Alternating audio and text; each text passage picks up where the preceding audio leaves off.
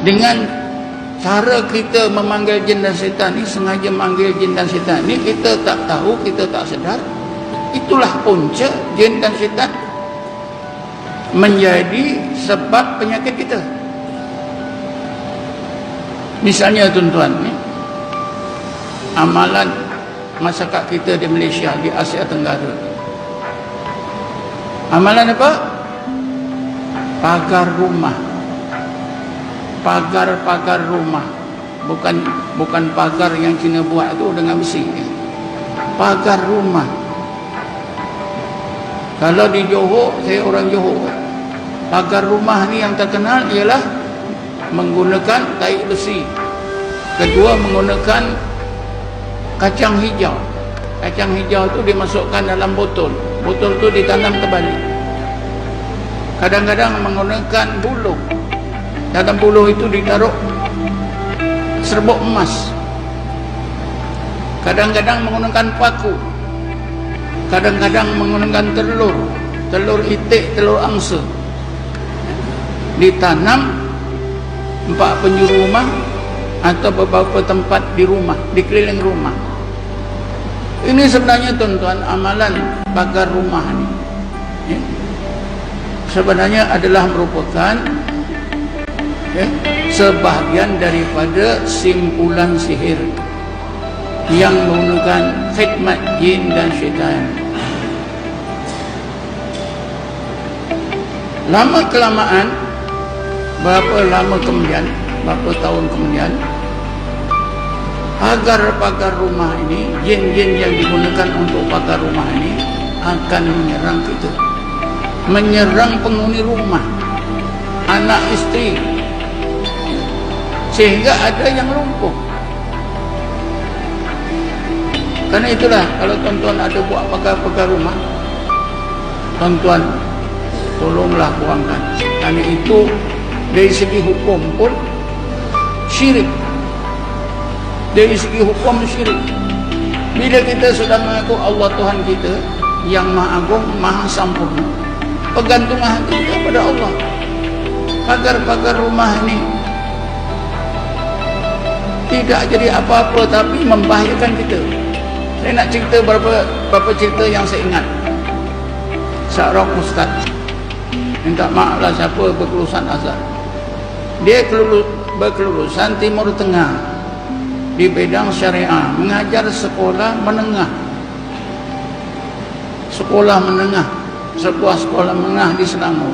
Ustaz ni sakit bertahun-tahun, lebih 2 tahun, sakit dada, sesak nafas, keluar masuk hospital, doktor pun tak dapat diagnosiskan. Entah bagaimana sampai ke pusat rawatan saya. Kebetulan pada hari itu saya ada. Saya dah biasa kalau sakit dada, saya tanya saja, Ustaz ada tak buat pagar-pagar rumah? Tak ada. Tapi saya tanam paku 4 penjuru ada. Paku tu daripada mana? Kawan-kawan juga, ustaz-ustaz juga. Kalau gini, ya, kata saya, Ustaz tak, hari ni tak perlulah Ustaz berubat. Ustaz balik cari paku yang Ustaz tanam. Dia kata dah lupa lah. Tapi kan agak-agak tempat itu Ustaz tahu 4 penjuru.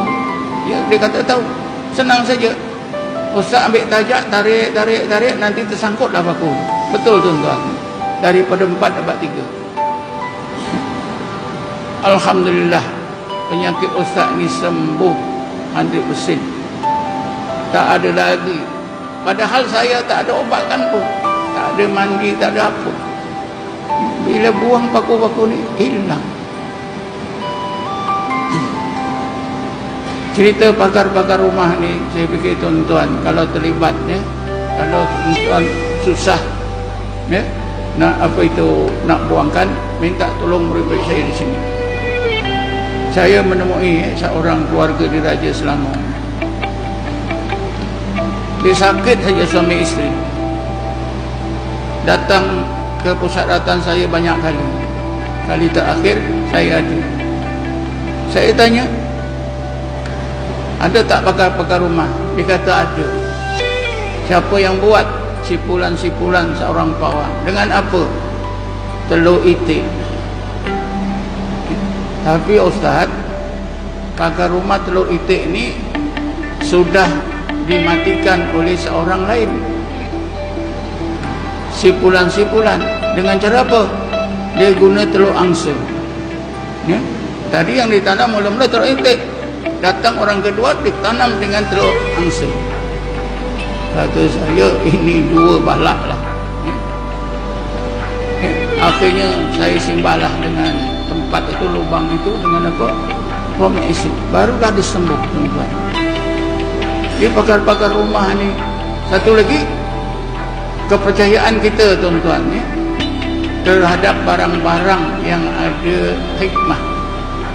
Barang-barang lama, keris, tombak, lembing, ya, pedang. Ini barang-barang lama pun ada jin yang menjaga. Ini pun jadi sebab, tuan-tuan.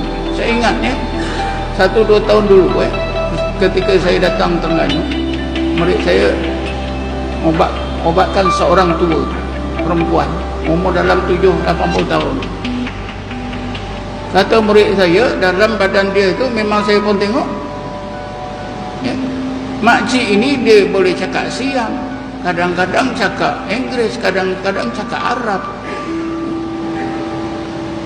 cakap anu pun boleh, cakap apa ni, Tamil.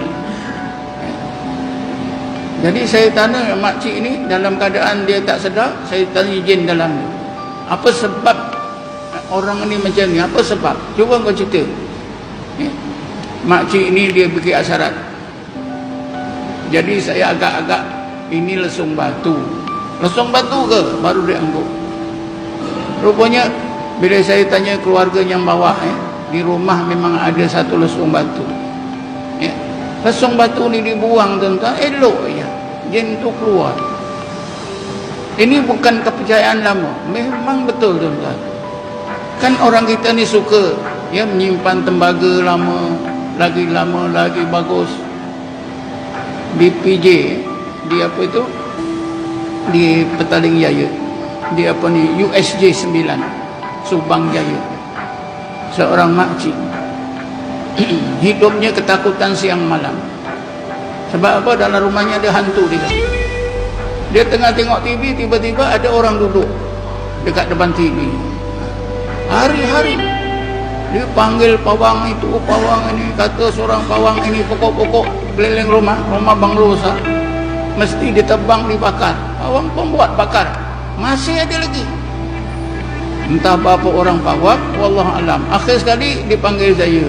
Panggil saya duduk dekat itu ruang tetamu. Saya tengok dekat apa itu, almari kaca tu banyak barang-barang tembaga. Saya pun tanya, makcik ni siapa punya? Ini daripada Rahmat ada, bapak ada, nenek ada. Bapak saya dulu ADO pertama Melayu di Kuala Lumpur. Memang banyak, tuan-tuan. Boleh tak saya ambil ni keluarkan? Saya ambil semua keluarkan, taruh di tepi rumah, saya simbah dengan pemedisi. Kata saya, makcik jangan bawa masuk. Kalau laku jual, jual lah. Kalau tak mau jual, buang tak mau. Sembuh, tuan-tuan. Tak ada lagi hantu yang sama-sama tengok TV dengan dia.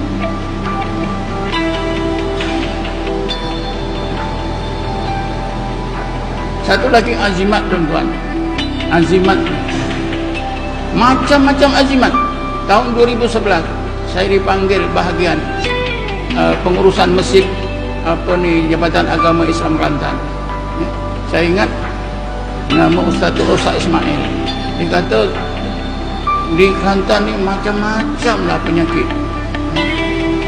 Jadi dalam seminar itu sampailah bab azimat.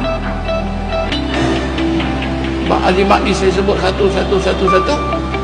Bila dah habis seminar itu, semasa makan tengah hari itu, Ustaz Ismail ni cakap dengan saya, Dr. Jahid, masalah azimat di Kelantan ni yang buat tuan-tuan guru pondok.